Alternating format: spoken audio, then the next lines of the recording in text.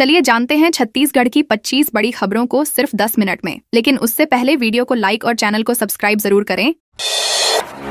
छत्तीसगढ़ में अगले 4 दिन भारी बारिश का अलर्ट। छत्तीसगढ़ में मानसून एक बार फिर सक्रिय हो गया है। मौसम विभाग ने अगले 4 दिनों तक कई जिलों में हल्की से मध्यम बारिश की संभावना जताई है, जबकि उत्तर छत्तीसगढ़ के कुछ इलाकों में गरज चमक और आकाशीय बिजली गिरने का अलर्ट जारी किया गया है। मौसम विभाग ने लोगों से खराब मौसम के दौरान सतर्क रहने की अपील की है। हालांकि प्रदेश में अब तक सामान्य से लगभग 17% कम बारिश दर्ज की गई है। राजधानी रायपुर सबसे गर्म रहा, जबकि पेंड्रा रोड में सबसे कम तापमान दर्ज किया गया।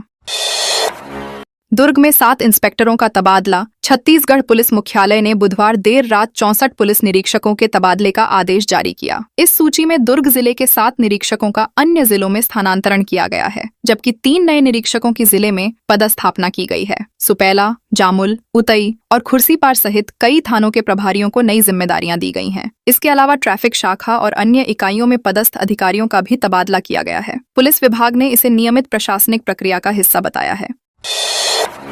झगराखांड में पेयजल संकट गहराया। एमसीबी जिले के नगर पंचायत झगराखांड में इंटेकवेल का मोटर खराब होने और कई हैंडपंप बंद पड़ने से पेयजल संकट गहरा गया है। नगर के कई वार्डों में पानी की आपूर्ति प्रभावित होने से लोगों को भारी परेशानी का सामना करना पड़ रहा है। इस मामले में सत्ता पक्ष के पार्षदों ने मुख्य नगर पालिका अधिकारी पर लापरवाही के आरोप लगाए हैं। उनका कहना है कि समय रहते मोटर की मरम्मत नहीं कराई गई, जिससे स्थिति और बिगड़ गई। नगरवासी पानी के लिए भटकने को मजबूर हैं और जल्द समाधान की मांग कर रहे हैं। अवैध बोल्डर खनन हादसे के बाद प्रशासन ने की कार्रवाई। सूरजपुर जिले में अवैध बोल्डर खनन के दौरान 2 मजदूरों की मौत के बाद प्रशासन ने सख्त कार्रवाई शुरू कर दी है। हादसे के बाद देवीपुर क्षेत्र के 3 क्रशर सील कर दिए गए हैं और पूरे जिले में अवैध खनन के खिलाफ संयुक्त अभियान चलाया जा रहा है। जिला प्रशासन, खनिज विभाग, राजस्व विभाग और पुलिस की टीमें लगातार जांच कर रही हैं। अधिकारियों का कहना है कि नियमों का उल्लंघन करने वालों के खिलाफ कड़ी कार्रवाई जारी रहेगी, ताकि भविष्य में इस तरह की घटनाओं को रोका जा सके। सपा जांच के नकीत है। रामानुजगंज सिंचाई नहर पहली बारिश में टूटी। रामानुजगंज की करीब 5.50 करोड़ रुपए की भाला गिरवानी सिंचाई परियोजना पहली तेज बारिश में ही क्षतिग्रस्त हो गई। लगभग 4.88 करोड़ रुपए की लागत से बन रही कंक्रीट नहर कई जगहों पर टूट गई, जिससे निर्माण कार्य की गुणवत्ता पर सवाल उठने लगे हैं। स्थानीय लोगों का आरोप है कि मरम्मत के दौरान भी वाइब्रेटर मशीन का उपयोग नहीं किया जा रहा और कंक्रीट को डंडों से दबाकर काम किया जा रहा है। यह नहर करीब 200 हेक्टेयर कृषि भूमि को सिंचाई सुविधा देने के लिए बनाई जा रही है। डीआईजी एसएसपी ने लंबित मामलों के जल्द निराकरण के दिए निर्देश। जशपुर जिले में कानून व्यवस्था और अपराध नियंत्रण को लेकर डीआईजी एवं एसएसपी डोवेंद्री डोरे लाल उम्मेद सिंह ने पुलिस अधिकारियों की समीक्षा बैठक ली। बैठक में लंबित अपराध, चालान, मर्ग और शिकायतों की विस्तार से समीक्षा करते हुए सभी मामलों का जल्द निपटारा करने के निर्देश दिए गए। अधिकारियों से समयबद्ध और गुणवत्तापूर्ण विवेचना सुनिश्चित करने को कहा गया। साथ ही विवेचकों के कार्य की नियमित निगरानी और बेहतर प्रदर्शन करने वाले पुलिस कर्मियों को सम्मानित करने तथा लापरवाही बरतने वालों पर सख्त कार्रवाई के निर्देश भी दिए गए। रायपुर में 2 बाइक चोरी का खुलासा, आरोपी गिरफ्तार। रायपुर के न्यू राजेंद्र नगर थाना पुलिस और anti crime and cyber unit की संयुक्त टीम ने 2 बाइक चोरी के मामलों का खुलासा करते हुए एक आरोपी को गिरफ्तार किया है। पुलिस ने उसके कब्जे से करीब 1 लाख रुपए कीमत की 2 चोरी की मोटरसाइकिल बरामद की हैं। दोनों वाहन अलग अलग दिनों में न्यू राजेंद्र नगर क्षेत्र से चोरी हुए थे। शिकायत मिलने के बाद पुलिस ने जाँच शुरू की और तकनीकी साक्ष्यों के आधार पर आरोपी तक पहुंची। गिरफ्तार आरोपी से पूछताछ कर अन्य मामलों की भी जांच की जा रही है।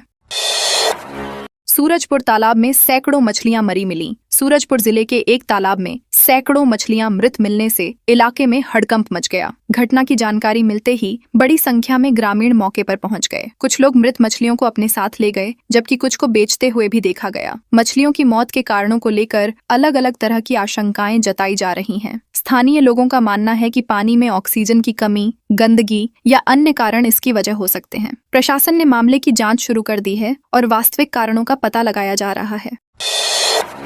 नाबालिग का अपहरण कर दुष्कर्म करने वाले 2 आरोपी गिरफ्तार। कांकेर जिले के अंतागढ़ थाना क्षेत्र में नाबालिग छात्रा के अपहरण और दुष्कर्म के मामले में पुलिस ने मुख्य आरोपी विनय नुरेटी और उसके साथी मंजीत उसेंडी को गिरफ्तार किया है। पुलिस के अनुसार आरोपी स्कूल के पास से पीड़िता को बोलेरो वाहन में बैठाकर ले गए थे। जांच में सामने आया कि मुख्य आरोपी कई महीनों से पीड़िता को प्रेम जाल में फंसाकर उसका शोषण कर रहा था। पीड़िता की मां की शिकायत के बाद पुलिस ने तत्काल मामला दर्ज कर दोनों आरोपियों को गिरफ्तार कर न्यायिक प्रक्रिया शुरू कर दी है।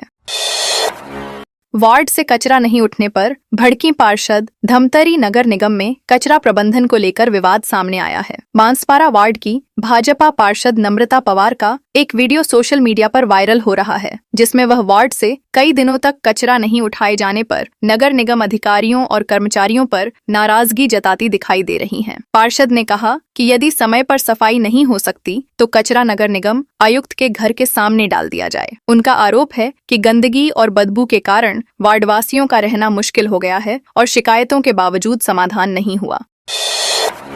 कोरबा में नशे में युवक ने बोलेरो ड्राइवर को पीटा। कोरबा के निहारिका मेन रोड पर बीच सड़क मारपीट का एक वीडियो सोशल मीडिया पर वायरल हो रहा है। आरोप है कि हॉर्न बजाने से नाराज एक युवक ने अपनी कार रोककर बोलेरो चालक सोहेल अली के साथ गाली गलौज की और फिर उसकी बेरहमी से पिटाई कर दी। पीड़ित के अनुसार आरोपी नशे की हालत में था और मामूली बात पर हमला कर दिया। घटना के दौरान सड़क पर अफरा तफरी मच गई। पुलिस ने शिकायत मिलने के बाद मामले की जांच शुरू कर दी है और वायरल वीडियो के आधार पर कार्रवाई की जा रही है।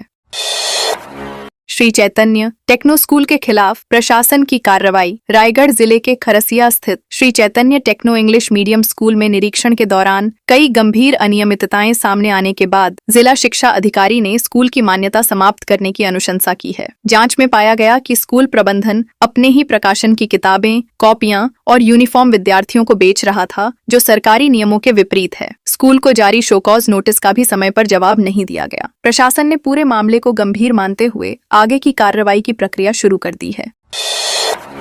मेडिकल कॉलेज का बायोमेडिकल वेस्ट डंपिंग यार्ड में फेंका। महासमुंद मेडिकल कॉलेज सह जिला अस्पताल का बायोमेडिकल वेस्ट नगर पालिका के डंपिंग यार्ड में फेंके जाने का मामला सामने आया है। जानकारी के अनुसार अस्पताल का संक्रमित चिकित्सा कचरा 3 ट्रैक्टरों में भरकर खुले डंपिंग यार्ड में डाल दिया गया, जबकि कर्मचारियों ने इसका विरोध भी किया था। मौके पर सिरिंज, सुई, ग्लव्स, ड्रिप सेट, बैंडेज और दवाइयों के रैपर सहित बड़ी मात्रा में बायोमेडिकल कचरा मिला। घटना के बाद जनस्वास्थ्य और पर्यावरण सुरक्षा को लेकर गंभीर सवाल उठ रहे हैं तथा मामले की जांच की जा रही है।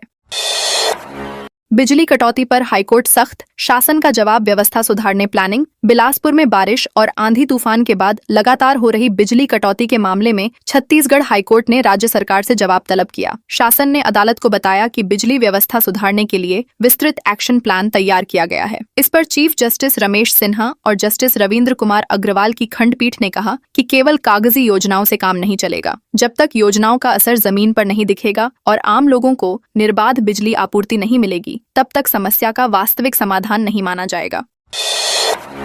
कुरंदी में मिले बाघ के पंजे के निशान। बस्तर के दरभा क्षेत्र के कुरंदी गांव में करीब 1 दशक बाद बाघ की मौजूदगी के संकेत मिलने से वन विभाग अलर्ट हो गया है। खेतों और जंगल के किनारे बड़े आकार के ताजा पंजों के निशान मिलने के बाद ट्रैकिंग टीमों ने इलाके में सर्च अभियान शुरू कर दिया है। ट्रैप कैमरे लगाए जा रहे हैं और वैज्ञानिक जांच के जरिए यह पता लगाया जा रहा है कि निशान बाघ के ही हैं या किसी अन्य वन्य जीव के। एहतियात के तौर पर ग्रामीणों ने शाम के बाद जंगल की ओर जाना कम कर दिया है और मवेशियों को सुरक्षित बाड़ों में बांध रहे हैं। जिला पंचायत सीईओ ने किया पंचायतों का निरीक्षण। जिला पंचायत के मुख्य कार्यपालन अधिकारी मुकेश रावटे ने गौरेला विकास खंड की भदौरा और सधवानी ग्राम पंचायतों का दौरा कर प्रधानमंत्री आवास योजना के कार्यों का निरीक्षण किया। उन्होंने निर्माणाधीन और लंबित आवासों की प्रगति की समीक्षा करते हुए अधिकारियों को समय सीमा के भीतर गुणवत्तापूर्ण कार्य पूरा करने के निर्देश दिए। सीईओ ने हितग्राहियों से बातचीत कर योजनाओं की स्थिति जानी और जनपद अधिकारियों को नियमित निगरानी करने को कहा। उन्होंने स्पष्ट किया कि पात्र परिवारों को समय पर का आवास उपलब्ध कराना शासन की प्राथमिकता है।